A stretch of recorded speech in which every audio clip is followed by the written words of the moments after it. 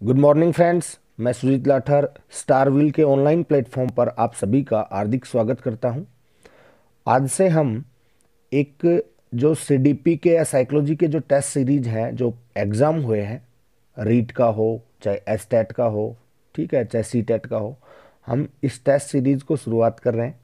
और आज हम एक रीट का जो एग्ज़ाम हुआ था 2021 में, सेकंड लेवल का, उसके बारे में हम डिस्कशन करेंगे। साइकोलॉजी का पेपर हम डिस्कस कर रहे हैं। तो शुरुआत करते हैं हम पहले क्वेश्चन से। देखिए, अल्बर्ट वांडुरा के अनुसार निरीक्षणात्मक अधिगम हेतु 4 परिस्थितियां आवश्यक हैं। इन परिस्थितियों का सही क्रम कौन सा है? तो अल्बर्ट वांडुरा के बारे में बता दें आपको, इन्होंने सामाजिक अधिगम सिद्धांत दिया था और इन्होंने बेबी डॉल पर और जीवित जोकर पर प्रयोग किए थे। और इनके अधिगम की जो 4 परिस्थितियां हैं, उन 4 परिस्थितियों का जो राइट ऑप्शन बनेगा वो होगा option C, attention, retention, reproduction and motivation. इसका जो रिप्रोडक्शन है, थर्ड ऑप्शन जो दिया गया है, इसकी जगह पर कई बार क्या कर देता है, रिप्रेजेंटेशन भी कर देता है, ठीक है। और मोटिवेशन का यहाँ पर जो हिंदी में लिखा हुआ है, अवधान, धारणा, पुनरुत्पादन और अनुप्रेरणा, अनुप्रेरणा को पुनर्बलन या अभिप्रेरणा भी लिख देता है, ठीक है। तो इसका जो राइट आंसर होगा वो ऑप्शन सी। चलिए नेक्स्ट क्वेश्चन देख लेते हैं। सेकंड क्वेश्चन देखिए, सेकंड क्वेश्चन में पूछ रहा है, सिगमंड फ्राइड के अनुसार अचेतन मन की विशेषताओं को ज्ञात करने की सर्वाधिक उपयुक्त विधि कौन सी है? तो यहां पर इस क्वेश्चन का जो राइट आंसर हो जाएगा वो होगा option number second, dream analysis. अब एक बार इनके बारे में भी बात कर लेते हैं। जो व्यक्तिक अध्ययन है या केस स्टडी है, इसके बारे में, इसकी खोज करने वाले, इस विधि के बारे में बताने वाले व्यक्ति कौन थे? टाइडमैन। केस स्टडी के बारे में किसने बताया था? टाइडमैन ने, ठीक है। और अगर बात करें हम समाज मिति विधि की, तो जो समाज मिति विधि है, समाज मिति तकनीक है, ये जेएल मोरेनो के द्वारा प्रतिपादित की गई थी। साक्षात्कार विधि का जन्म अमेरिका में हुआ था, ठीक है। तो स्वप्न विश्लेषण की अगर बात की जाए तो यहां पर आपको ध्यान रखना है कि सिगमंड फ्राइड के अनुसार मन की, अचेतन मन की जो विशेषताओं को ज्ञात करने के लिए सर्वाधिक उपयुक्त विधि है वो कौन सी मानी जाती है? स्वप्न विश्लेषण विधि। आई होप आपको समझ आया होगा। चलिए नेक्स्ट क्वेश्चन के बारे में डिस्कस करते हैं। ADHD मीन्स, तो ADHD का मतलब होता है यहाँ पर, इसका जो राइट आंसर हो जाएगा वो होगा option C, children with disorder of attention. अगर हम इसकी एब्रीवेशन को ओपन करके लिखें तो देखो, मैं यहाँ पर लिख के भी बता देता हूँ आपको। ADHD का मतलब होता है attention deficit hyper activity disorder. Attention deficit hyper activity disorder, अर्थात ये किससे संबंधित? ध्यान विकार से संबंधित बालक होते हैं। तो इसका जो राइट आंसर होगा वो क्या हो जाएगा? Option number C. चलिए नेक्स्ट क्वेश्चन देख लेते हैं। A test designed to reveal a person's strength और weakness in one or more areas is called. एक निरीक्षण या परीक्षण, एक परीक्षण जो व्यक्ति की किसी एक या अधिक क्षेत्रों में उसकी विशेषताओं और कमियों को व्यक्त करने के लिए बनाया गया है, वो क्या कहलाता है? तो इस क्वेश्चन का पहले तो हम देख लेते हैं राइट आंसर क्या होगा। इसका राइट आंसर होगा ऑप्शन सेकंड, डायग्नोस्टिक टेस्ट, ठीक है। अब बात कर लेते हैं हम कि उपचारात्मक परीक्षण क्या होता है। तो अगर उपचारात्मक परीक्षण की बात की जाए तो इसमें क्या होता है? अधिगम जो दोष है, अधिगम दोष का निवारण होता है, वो किस में होता है? उपचारात्मक परीक्षण में होता है। और निदानात्मक परीक्षण में क्या होता है? निदानात्मक परीक्षण में अधिगम संबंध में जो कारण होते हैं उनका पता करना, अधिगम के जो समस्या आ रही है अधिगम करने के दौरान या अधिगम समस्या के जो कारण है उनके बारे में पता करना क्या हो जाएगा, निदानात्मक परीक्षण होगा। उपलब्धि परीक्षण क्या होता है, अधिगम मात्रा का पता लगाना या अधिगम की मात्रा के बारे में टेस्ट करना, वो क्या कहलाता है, उपलब्धि परीक्षण कहलाता है। और रचनात्मक परीक्षण की अगर हम बात करें तो ये बच्चों और वयस्कों के लिए किया जाता है। इसमें वास्तविक परीक्षण से पहले छोटे छोटे पैमाने के परीक्षण किए जाते हैं रचनात्मक परीक्षण में। तो इस क्वेश्चन का राइट आंसर बी ऑप्शन होगा। आई होप आपको समझ आ गया होगा। चलिए नेक्स्ट क्वेश्चन देखते हैं। भारतीय संविधान में कौन से संशोधन द्वारा शिक्षा का अधिकार सम्मिलित किया गया? तो सिंपल क्वेश्चन है, इसका जो राइट आंसर हो जाएगा वो होगा ऑप्शन फर्स्ट, 86 अमेंडमेंट या 86वां संविधान संशोधन। अब ये संविधान जो संशोधन है ये 2002 में संशोधन हुआ था।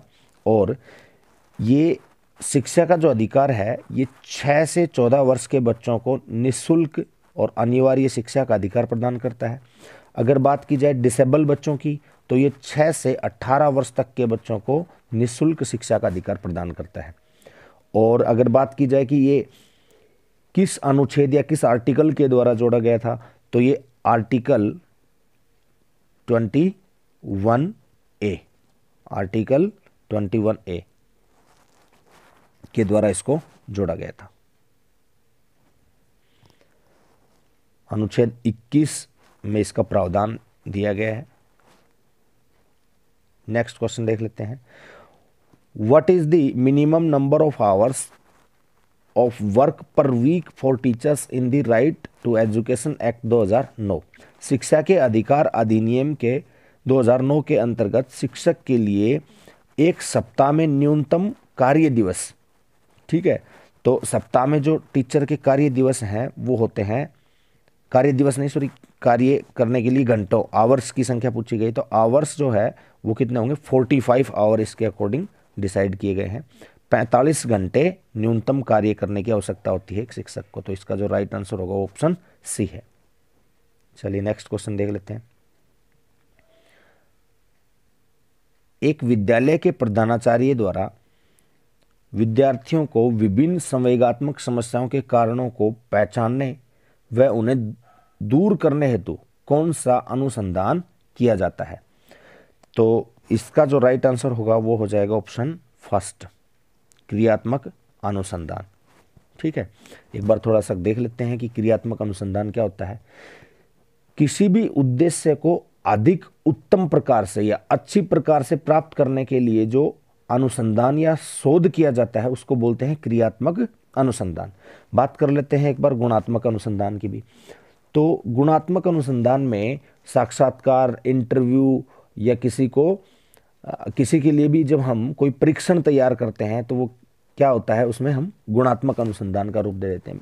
मेनली इसमें आप ध्यान रखिएगा कि साक्षात्कार से हम किसी भी गुणात्मक शोध को कर सकते हैं। अगर बात की जाए वर्णनात्मक अनुसंधान की तो इसमें समस्या से संबंधित वास्तविक तथ्यों का संकलन किया जाता है। ऐतिहासिक अनुसंधान की अगर बात की जाए तो ऐतिहासिक अनुसंधान में अतीत, वर्तमान और भविष्य के संबंधों के बारे में शोध किया जाता है। आई होप आपको समझ आया होगा। इसका राइट आंसर होगा ऑप्शन ए, क्रियात्मक अनुसंधान। चलिए नेक्स्ट क्वेश्चन की ओर बढ़ते हैं। निम्नलिखित में से कौन सा सिद्धांत परिणामों द्वारा सीखने से संबंधित है? तो इसका जो राइट आंसर होगा वो हो जाएगा ऑप्शन फर्स्ट ए, क्रिया प्रसूत अनुबंधन, ऑपरेंट कंडीशनिंग थ्योरी। अब एक बार बात कर लेते हैं कि ये क्रिया प्रसूत अनुबंधन सिद्धांत दिया किसने था। तो ये क्रिया प्रसूत अनुबंधन जो सिद्धांत है ये स्किनर के द्वारा दिया गया था। ठीक है, और इन्होंने चूहे और कबूतर पर प्रयोग किए थे। और इसका जो है परिणामों के द्वारा सीखने से संबंधित इसको क्यों बताया गया है तो इसके बारे में भी हम थोड़ा सा डिस्कस कर लेते हैं। तो स्किनर ने चूहे को और कबूतर को, मैं एक प्रयोग बता देता हूँ, चूहे को एक बॉक्स में बंद कर दिया और इस बॉक्स में जो चूहा है वो नॉर्मल ही प्रतिक्रिया करता है, घूमता फिरता है, ठीक है, और सडनली उसका आकस्मिक रूप से ही, उसको पता नहीं होता कि मुझे क्या करना है या उसको कोई भूख लग रही है, वैसे ही घूम रहा है और उसका पैर एक लीवर पर जाता है। लीवर पर पैर पड़ने की वजह से उसको यहाँ पर एक डक्ट के माध्यम से एक नली लगा रखी होती है या एक छोटा सा खाना बना रखा होता है, उसके माध्यम से इसको भोजन या अनाज के दाने इसके पास आ जाते हैं और ये भोजन प्राप्त कर लेता है। तो चूहे को पता नहीं था कि मैं ऐसे करूंगा तो मुझे भोजन की प्राप्ति होगी, लेकिन इसने आकस्मिक ऐसे ही अपने आप ही करता रहा ये नॉर्मल ही अपनी क्रियाएं और इसको भोजन प्राप्त हो गया। इसी प्रक्रिया को ये बार बार दोहराता है और इसको भोजन प्राप्त होता रहता है। तो इसमें इस सिद्धांत में जो रिजल्ट आ रहा है, जो परिणाम आ रहा है, उसके बारे में पहले ही पता नहीं है या कोई उद्दीपक नहीं है। तो इसलिए इस सिद्धांत को क्या कहा जाता है? परिणामों से सीखने से संबंधित सिद्धांत कहा जाता है। ठीक है, तो एक बार थोड़ा सा हम डिस्कशन कर लेते हैं इसके बारे में भी कि इनसाइट थ्योरी या जो अधिगम अंतर्दृष्टि अधिगम सिद्धांत है, ये किसके द्वारा प्रतिपादित किया गया था? तो ये गेस्टाल्टवादियों के द्वारा दिया गया था। गेस्टाल्टवादियों में कोफा, कोहलर और वर्दीमर का नाम आता है इस सिद्धांत के साथ अगर हम जोड़ते हैं तो। और बात की जाए क्लासिकल कंडीशनिंग थ्योरी, शास्त्रीय अनुबंधन सिद्धांत रूसी शरीर शास्त्री पावलोव के द्वारा प्रतिपादित किया गया था। और संज्ञानात्मक सीखना कोग्निटिव लर्निंग से संबंधित आपको पता ही है, जीन पियाजे का नाम आता है जब भी हम कोग्निटिव लर्निंग की बात करते हैं या संज्ञानात्मक सीखने की बात करते हैं। चलिए नेक्स्ट क्वेश्चन की ओर बढ़ते हैं। नेक्स्ट क्वेश्चन है, जब हम वर्तमान स्कीमा का प्रयोग बाह्य जगत में विश्लेषण हेतु करते हैं तब उसे क्या कहा जाता है? तो अगर हमें स्कीमा के बारे में पता करना है तो स्कीमा जो चीज हमारे माइंड में पहले से ही विद्यमान है उस चीज को हम स्कीमा कह सकते हैं। तो यहां पर इसका जो राइट आंसर हो जाएगा वो ऑप्शन फर्स्ट ए ऑप्शन हो जाएगा, असिमुलेशन, आत्मसात्मीकरण। आत्मसात्मीकरण या असिमुलेशन का मतलब होता है सीखी गई योजनाओं और प्रक्रियाओं का जो मिला जुला रूप होता है, उनका जो प्रयोग होता है वो क्या हो जाता है? आत्मसात्मीकरण। यानी कि सीखी गई जो योजनाएं हैं और प्रक्रिया है उनका संबंध। तो सीखी गई योजनाएं और प्रक्रियाएं हैं वो क्या कहलाएंगी? स्कीमा, क्योंकि जो चीज हमारे माइंड में पहले से ही विद्यमान है वो हमारे लिए क्या है? एक स्कीमा है। तो इसका जो राइट आंसर हो जाएगा वो क्या हो जाएगा? आत्मसात्मीकरण, असिमुलेशन। चलिए नेक्स्ट क्वेश्चन देख लेते हैं। नेक्स्ट क्वेश्चन है, निम्नलिखित में से कौन सी प्रक्षेपीय परीक्षण की विशेषता नहीं है? ठीक है, तो इसमें देखिए हमें बताना है कि कौन सी प्रोजेक्टिव टेस्ट का करैक्टर नहीं है या विशेषता नहीं है। तो जो प्रोजेक्टिव टेस्ट होता है उसमें अस्पष्ट उद्दीपक होता है, ये तो सही है। अनुक्रिया की स्वतंत्रता होती है, ठीक है, फ्रीडम टू रिस्पॉन्ड, ये भी बात सही है। व्यक्तिपरक प्रत्यक्षण, सब्जेक्टिव परसेप्शन भी होता है, ये बात भी इसमें सही है। लेकिन जो प्रोजेक्टिव टेस्ट होता है उसमें वस्तुनिष्ठ व्याख्या नहीं होती। तो इस क्वेश्चन का जो राइट आंसर हो जाएगा वो क्या होगा? Option number D, objective interpretation. चलिए नेक्स्ट क्वेश्चन देख लेते हैं।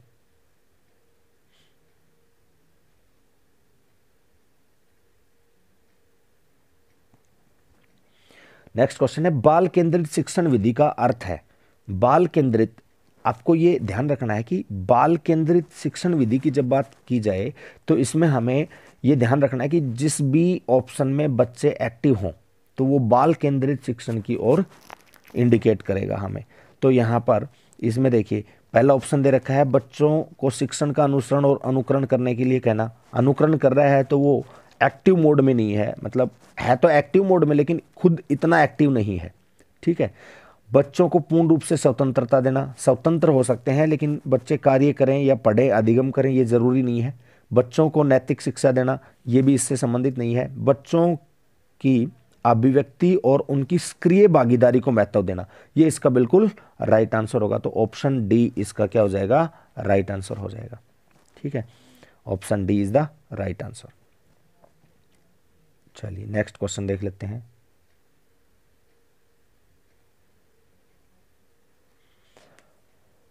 रेवन प्रोग्रेसिव मैट्रिक्सिस का प्रयोग खालिस्तान के मापन के लिए किया जाता है।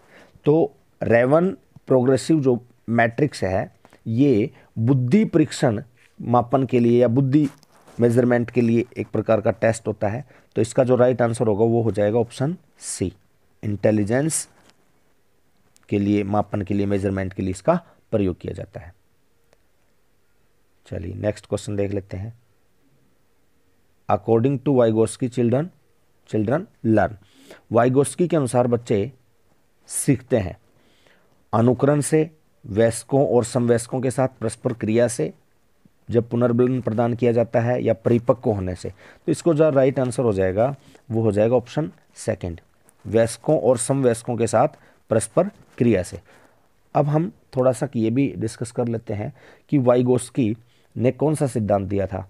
तो ये रूस से बिलोंग करते थे, वाइगोस्की रूस देश से थे, और इन्होंने सामाजिक विकास सिद्धांत दिया था। ठीक है, और इन्होंने कुछ एक जो प्रमुख वर्ड है उनका हम डिस्कशन कर देते हैं। इन्होंने SCL सोशल, कल्चरल, लैंग्वेज, इन 3 चीज़ों के बारे में बताया है सामाजिक विकास सिद्धांत में। ठीक है, और इन्होंने MKO मोर नॉलेजेबल अदर्स के बारे में बताया है, ZPD zone of proximal development के बारे में बताया है। ठीक है, और स्कैफ होल्डिंग के बारे में भी इन्होंने बताया है, स्कैफ होल्डिंग पाड़ या ढांचा क्या होता है। तो वाइगोस्की से संबंधित चीज़ों के बारे में आपको थोड़ा सा पता लगा होगा। चलिए नेक्स्ट क्वेश्चन देख लेते हैं। किस मनोवैज्ञानिक के द्वारा सर्वप्रथम बुद्धि परीक्षण का निर्माण किया गया?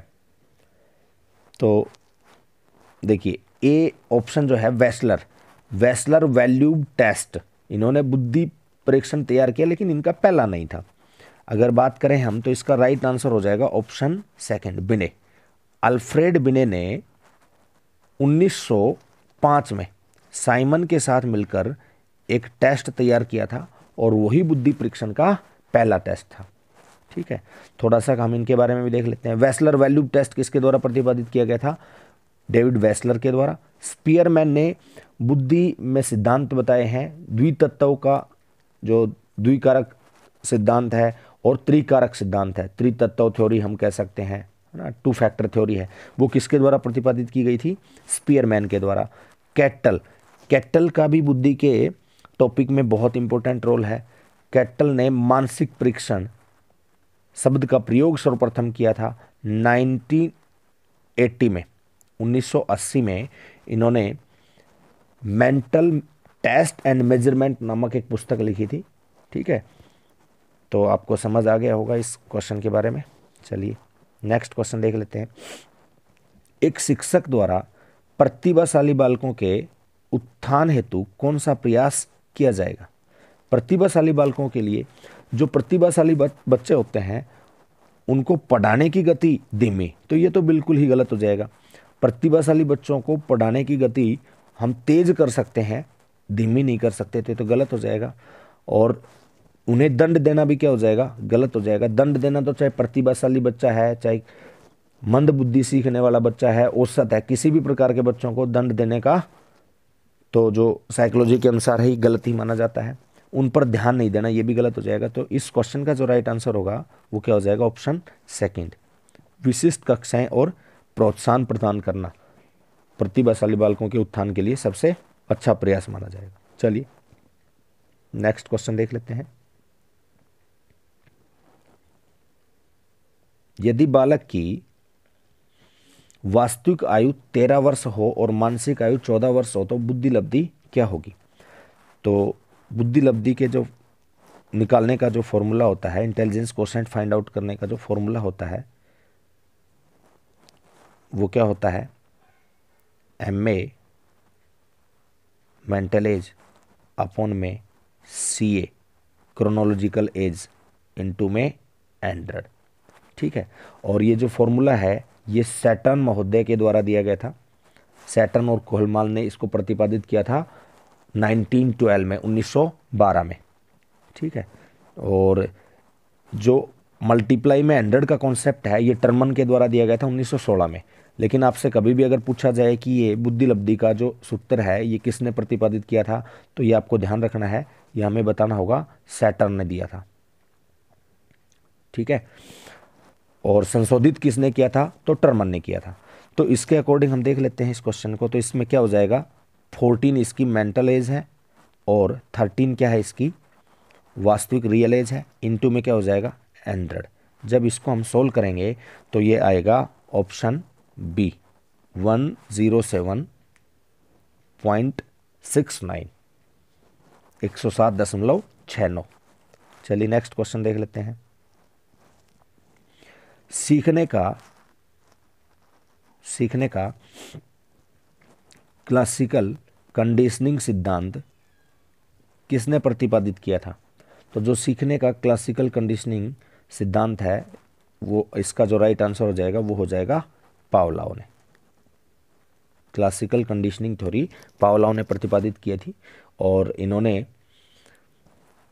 बात की जाए तो इन्होंने किस पे प्रयोग किया था, कुत्ते पर प्रयोग किया था।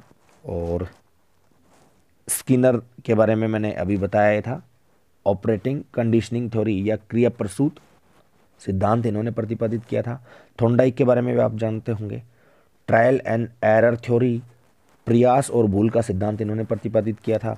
और कोहलबर्ग के बारे में भी आपने जरूर पढ़ा होगा। कोहलबर्ग ने नैतिक विकास के सिद्धांत दिए हैं। Moral development theory is given by Kohlberg.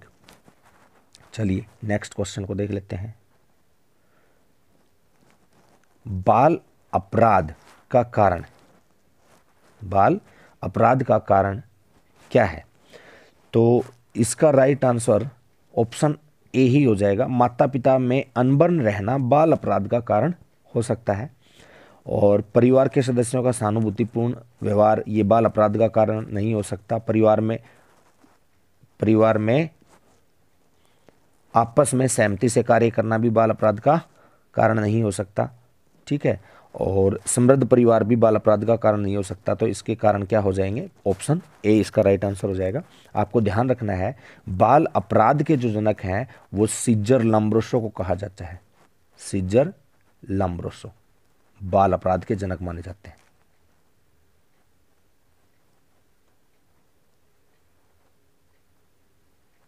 ठीक है, चलो नेक्स्ट क्वेश्चन देख लेते हैं हम।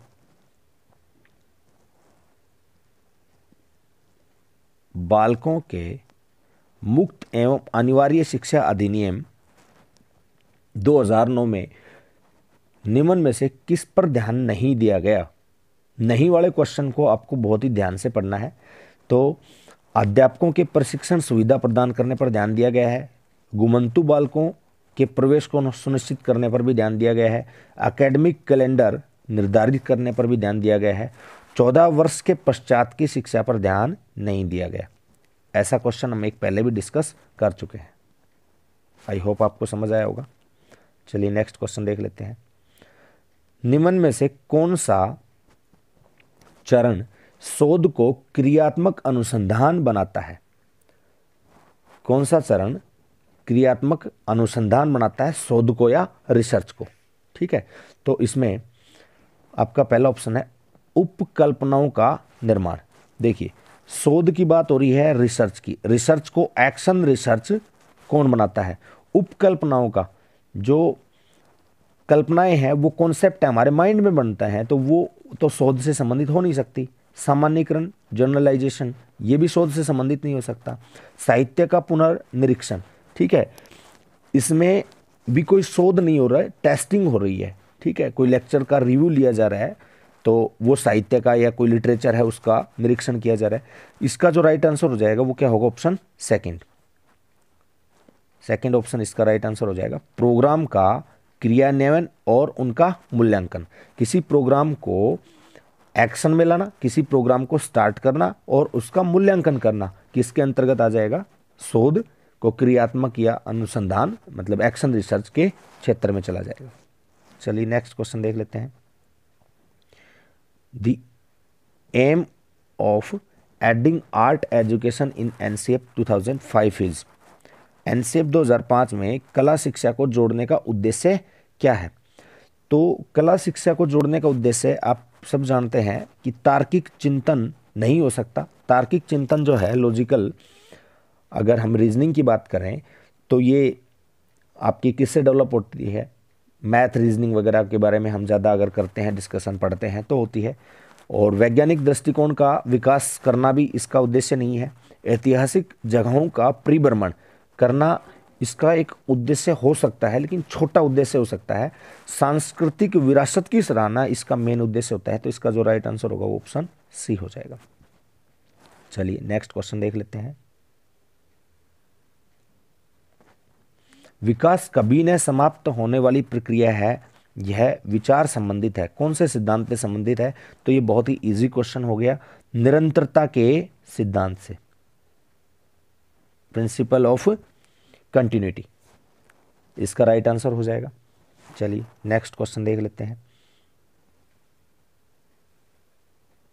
निम्नलिखित में से कौन सा बुद्धि का घटक नहीं है? बुद्धि का घटक कौन सा नहीं है? तो देखिए, तार्किक चिंतन की अगर बात की जाए, लॉजिकल थिंकिंग की, तो ये बुद्धि का घटक होता है। चिंतन वही व्यक्ति कर सकता है जिसमें बुद्धि है। और स्मृति, मेमोरी की अगर बात की जाए तो मेमोरी भी किस में पाई जाएगी? जिसमें बुद्धि है। अनुभवों से सीखना, कोई भी व्यक्ति कुछ सीख रहा है तो उसमें डेफिनेटली बुद्धि तो है ही। लेकिन व्यावसायिक रुचियाँ, ठीक है, वोकेशनल जो चॉइसेस होती हैं, व्यावसायिक रुचियाँ होती हैं, ये बुद्धि का घटक नहीं मानी जा सकती। तो इसका राइट आंसर हो जाएगा ऑप्शन बी। चलिए नेक्स्ट क्वेश्चन देख लेते हैं। निम्न में से बालक की कौन सी प्रक्रिया मनोगत्यात्मक नहीं है? Motor activity, psycho motor activity कौन सी नहीं है? जब साइको मोटर एक्टिविटी की बात हो रही है तो हमें ये पता है कि भाई लिखना एक साइको मोटर एक्टिविटी है, ठीक है, खेलना भी है, गेंद फेंकना भी है, लेकिन क्या नहीं है? सोचना, ठीक है। थिंकिंग जो है वो क्या है? एक मेंटल प्रोसेस है, बौद्धिक क्रिया है। तो इसमें आंसर आ जाएगा ऑप्शन ए। चलिए नेक्स्ट क्वेश्चन देख लेते हैं। व्यक्तित्व को मापने के लिए 16 पीएफ 16 पीएफ प्रश्नावली किसने दी? तो 16 पीएफ जो प्रश्नावली है ये किसके द्वारा दी गई? आरबी कैटल के द्वारा। तो इसका जो राइट आंसर हो जाएगा वो क्या? ऑप्शन सी हो जाएगा, ठीक है। कैटल ने जो व्यक्तित्व मापन के लिए प्रश्नावली दी है, और कैटल ने बुद्धि में भी काम किया है। हमने एक क्वेश्चन पहले भी डिस्कस कर लिया था, एक बार थोड़ा सा हम डिस्कशन करते हैं आलपोर्ट के बारे में। तो आलपोर्ट ने सीलगुण सिद्धांत दिया है, और व्यक्तित्व के टॉपिक में भी आलपोर्ट ने काफ़ी योगदान दिया है। सेल्डन ने व्यक्तित्व के प्रकार बताए हैं, और स्पेंजर ने भी व्यक्तित्व के प्रकार बताए हैं। चलिए नेक्स्ट क्वेश्चन के बारे में बात करते हैं। निम्नलिखित में से कौन सी विशेषता प्रतिभावान विद्यार्थी की नहीं है? यदि कक्षा की गतिविधियां अधिक चुनौतीपूर्ण नहीं होती हैं तो वह कम प्रेरित अनुभव करता है और ऊब जाता है। तो ये प्रतिभाशाली विद्यार्थी की विशेषता नहीं हो सकती। इस क्वेश्चन का जो राइट आंसर हो जाएगा वो ऑप्शन फर्स्ट ही हो जाएगा, ठीक है। वह आक्रामक और कुंठित हो जाता है, ये तो बिल्कुल ही गलत है। प्रतिभावान बच्चे आक्रामक और कुंठित नहीं होते हैं। वह रस्मी व्यवहार करता है, जैसे हाथ थपथपाना, हिलाना, ये भी नहीं है। बहुत ही तुनक मिजाजी होता है, ये भी गलत है। तो इसका जो आंसर होगा वो क्या हो जाएगा? Option A. चलिए नेक्स्ट क्वेश्चन देख लेते हैं। विशेष आवश्यकता वाले बच्चों को शामिल करना चाहिए, किसमें शामिल करना चाहिए विशेष आवश्यकता वाले बच्चों को? एक अवास्तविक लक्ष्य विद्यालयों पर भार बढ़ा देगा। सी ऑप्शन है। शिक्षण के प्रति दृष्टिकोण, विषय वस्तु और धारणा परिवर्तन की अपेक्षा रखता है। ये इसका राइट आंसर हो जाएगा ऑप्शन सी। चलिए नेक्स्ट क्वेश्चन के बारे में बात करते हैं। समस्या समाधान नहीं है। समस्या समाधान इनमें से क्या नहीं है? तो समस्या समाधान लक्ष्योन्मुखी होता है, गोल और डायरेक्टेड तो होता ही है। एक कौशल है जो सीखा जा सकता है और जिसका अभ्यास किया जा सकता है। बिल्कुल, समस्या समाधान जो है वो एक प्रकार की स्किल या कौशल होता है जिसको सीखा जा सकता है और उसको अभ्यास भी किया जा सकता है। ऑप्शन सी है समझ और क्रमिक चरणों के प्रयोग पर आधारित है। ये समझ और क्रम से ही इसके चरणों पर प्रयोग किया जाता है, ये बात भी सही है। लेकिन संगीत संबंधी योग्यता के बारे में किसने बताया है? जो बुद्धि के टॉपिक में है कि बुद्धि के प्रकार हैं जिसमें संगीतात्मक बुद्धि पाई जाती है, ठीक है, हावर्ड गार्डनर के द्वारा ये प्रकार बताए गए हैं। तो इस क्वेश्चन का जो राइट आंसर होगा वो समस्या समाधान से संबंधित क्या नहीं है, इसमें ऑप्शन नंबर डी, संगीत संबंधी योग्यता के बारे में। चलिए नेक्स्ट क्वेश्चन देख लेते हैं। थेमेटिक एप्रिसिएशन टेस्ट, टैट, प्रासंगिक अंतर्बोध परीक्षण व्यक्तित्व को मापने की कैसी विधि है? तो ये एक प्रोजेक्टिव मेथड या टेक्निक है। ऑप्शन सी इसका राइट आंसर हो जाएगा। ठीक है, सिंपल सा है। मूरे और मॉर्गन के द्वारा यह प्रतिपादित किया गया था। प्रासंगिक अंतर्बोध परीक्षण is given by Moore and Morgan. चलिए नेक्स्ट क्वेश्चन देख लेते हैं। निम्न में से कौन सा सृजनात्मकता की ओर ले जाता है? तो सृजनात्मकता की ओर लेकर जाता है हमें, देखो सामूहिक चिंतन, इमोशनल थिंकिंग है, ये सृजनात्मकता की ओर इंडिकेट नहीं करती है। और अभिसारी जो चिंतन होता है जिसको हम बोलते हैं कन्वर्जेंट थिंकिंग, ये किसी भी चीज़ को फैक्चुअल तरीके से एक ही प्रकार से सोचने पर फोकस करता है या एक ही प्रकार से सोचने पर आधारित होता है। लेकिन डाइवर्जेंट थिंकिंग, अभिसारी जो चिंतन होता है वो एक ही चीज़ के बारे में बहुत अलग अलग तरीकों से सोचने के बारे में इंडिकेट करता है। तो जो क्रिएटिविटी है, सृजनात्मकता जो है, वो बहुत सारी मात्रा में जो सोच है किसी व्यक्ति में, इस प्रकार की अलग अलग डायरेक्शन की जो सोच है, थिंकिंग है, तो उसकी ओर इंडिकेट करता है। तो इसका जो राइट आंसर होगा वो क्या होगा? Option C. चलिए नेक्स्ट, कंप्लीट हो गया है हमारा पेपर। तो आई होप आपको समझ आया होगा। मैंने सीडीपी का जो स्क्रीन रिकॉर्डिंग के माध्यम से हमने पेपर को सॉल्व करने का प्रयास किया है, ठीक है। और बताइएगा, कमेंट कर सकते हैं अगर आपको और किसी प्रकार की टेस्ट सीरीज चाहिए, ठीक है, या आपको डिटेल से पढ़ना है तो हम बोर्ड वर्क भी स्टार्ट कर सकते हैं। जो भी सजेशन हो आप बता सकते हैं, ठीक है, क्योंकि थोड़ा सा स्क्रीन रिकॉर्डिंग में हम थोड़ा सा असहज ही फील करते हैं, अनकंफर्टेबल फील करते हैं, क्योंकि बहुत ज़्यादा अनुभव नहीं है हमें स्क्रीन रिकॉर्डिंग का। मोबाइल में कभी ऊपर नीचे ऐसे ही चला जाता है। तो अगर आपको ये सेशन जो पेपर है जो मैंने सोल्व कराया है ये समझ आया है तो वीडियो को लाइक करना, चैनल को सब्सक्राइब करना और अपने दोस्तों में, ग्रुप्स में शेयर करना, ठीक है, ताकि हमें भी थोड़ा सा मोटिवेशन मिल सके। तो चलिए आज के लिए इतना ही। नमस्कार, थैंक यू हमसे जुड़ने के लिए। मिलते हैं नेक्स्ट सेशन में।